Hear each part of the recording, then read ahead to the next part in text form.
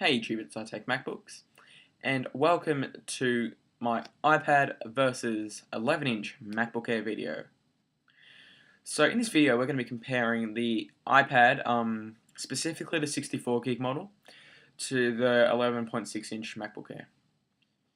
As some of you guys may know, I recently sold my iPad to get an 11-inch MacBook Air, and I've been split. Not sure which one's better. Hoping for some input from you guys and thought I'd make this comparison video. So first, let's go into the tech specs of the iPad. So the iPad has a 9.7-inch display. It is IPS, which the MacBook Air is not. And the iPad comes in 16, 32, or 64GB variants. And the MacBook Air 11-inch comes in 64 or 128 variants. As you can see, 64 or 128. And onto processing power. The processor in the iPad is a 1 GHz Apple A4 system on a chip, which is pretty fast, but come on, it doesn't compare to a Core 2 Duo in the MacBook Air. And of course, it has the accelerometer and the ambient light sensor in the iPad. And speaking of the storage in the iPad and the MacBook Air, the MacBook Air is said to have better flash memory in it than the iPad, faster. So you could expect better disk performance out of the MacBook Air, as it has a better read and write speed on its flash storage. Okay, now let's get on to battery life. The iPad has up to 10 hours of battery life. I've actually gotten much more than that on my iPad. I would say 10 plus hours of battery life, doing pretty heavy things. Videos, brightness all the way up, easy, 9 hours, 8 hours. You'd get you're doing the most crazy thing on the iPad, you would get at least 8 or 9 hours plus, well over 10, over 10 hours most of the time. So, to put it simply, the iPad battery life is amazing. The MacBook Air 11-inch has a 5-hour battery life, doing basic tasks. Apparently, if you do something really heavy on the MacBook Air, it goes all the way down to 3 to 4 hours if you like watching videos or something. That's not as good as the iPad, but it's still pretty good for a laptop. Let's be honest. For a laptop, 5 hours is quite nice. And the MacBook Air is really small, so that's nice. The MacBook Air has a FaceTime camera, also known as an iSight. The iPad doesn't of now, but we all know next year it's going to get a FaceTime camera, so if you wait a couple months, you know you're going to get a FaceTime camera in the iPad. As for graphics performance, the MacBook Air has a far superior graphics chip. It has the NVIDIA GeForce 320M, great graphics card. Yeah, just pretty nice. That's what all Apple's new entry-level laptops are getting. And I'm back on the battery life again. I said 3 to 4 hours watching videos. There's conflicting reports. Some people have reported 5 over watching HD video.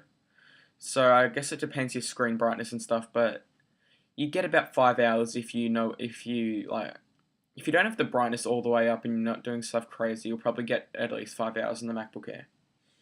So the battery life is still pretty nice on the MacBook Air.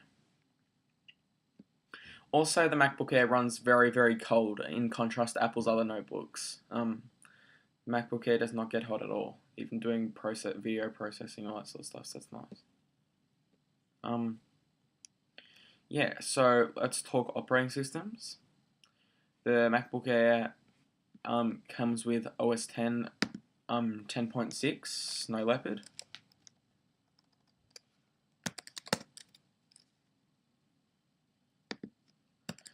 And of course, the iPad comes with iOS, to be specific, iOS 4. So yeah. So of course, with the MacBook Air, you're getting the full operating system. You're getting the 2 USB ports. You're getting the you're just getting the computer. You're not getting the appliance. The iPad is more of an appliance. The MacBook Air is more of a creative, like that's what you do your work on. That's what you can do things on. And despite some slower processor compared to other laptops, the flash storage in it really makes up for it. The read and write speeds of the flash drive on the MacBook Air It's actually 6 o'clock. far outperform the iPad's flash memory that's in it. Onto pricing. The MacBook Air starts at $999 US and 139 Aussie Australian. And the iPad starts at $499 US and it starts at $629 Australian. So basically, the MacBook Air is double the price from the entry model of the iPad. But if you compare it to the 64 gig model, which is $699 US, and the MacBook Air is $999 US, it's a $300 price difference from the 64 gig model, which is a little bit like like $300 is still something, but I wouldn't say it's too much more expensive than the 64 gig iPad. And once again, here are the ports, as I've already covered. So you get a USB on each side, a mini display port on one of them, and a MagSafe, and a headphone and a microphone input. And the 11.6 inch display and it weighs 1.06 kilos or 2.3 pounds, which is very, very light. And yeah, it's basically just a really small little Mac. Yeah. And with the mini DisplayPort out, this new one supports. If you get a HDMI adapter, the old MacBooks didn't used to carry the audio. If you use the HDMI adapter in the new MacBook Airs, it will carry audio. So you can plug it into a TV, it will carry the audio, which is a nice feature to have. As for connectivity, the MacBook Air does not have Ethernet, nor does the iPad. And here are the communications for the MacBook Air. 802.11 and Wi-Fi and Bluetooth 2.1, or you can get Ethernet if you buy this adapter. But honestly, if you still need Ethernet, don't get a MacBook Air, get a MacBook Pro, honestly.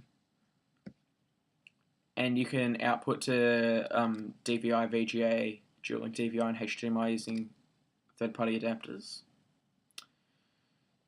And you can share a CD drive with another Mac in your house or a PC to your MacBook Air, which is good because it does not have a disk drive.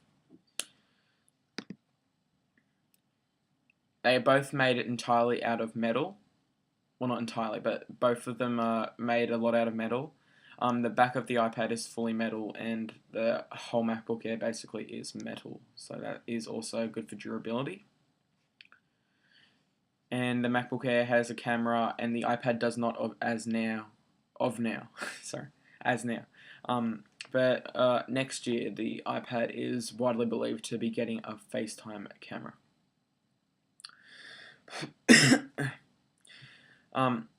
Also, the iPad may be better for kids, sort of thing. A lot of little kids like the iPad and the iPhone and all that sort of stuff for the games and whatnot. As you can see, I'm going through some of the games. A lot of kids games as well, which lots of people like. So if you're doing lots of if you want to play lots of touch interactive games, the iPad may be a better choice for you. But yeah, they're two pretty different products, but they have some similar. They're similar in some ways because the portability is pretty similar in both. So I think the MacBook Air 11 inch is better, basically, apart from the lack of apart from the battery life not being 10 hours. If it had a 10-hour battery life, it would be way better. But still, 4 to 5 hours is pretty good. It's still pretty nice. It's really good for a laptop, actually. It's nice. So I'll probably be getting an 11.6 inch MacBook Air soon. But if you do, I'll definitely recommend the 4 gig of RAM upgrade. So yeah. Oh, and also if you're gonna get an iPad, wait. Um, wait. Let me put it that way. Wait a couple months. There's gonna be an announcement any day now. It's rumored to be in January or February. The announcement of the iPad 2. So what do you got? So what is your thoughts, guys? What do you think of this question? 11.6-inch MacBook Air or iPad? Leave a comment down below. Like this video, favorite this video, and subscribe, as it really does help out the channel. So anyway, guys, this is I Take MacBooks, and I'll see you guys in the next video. Bye.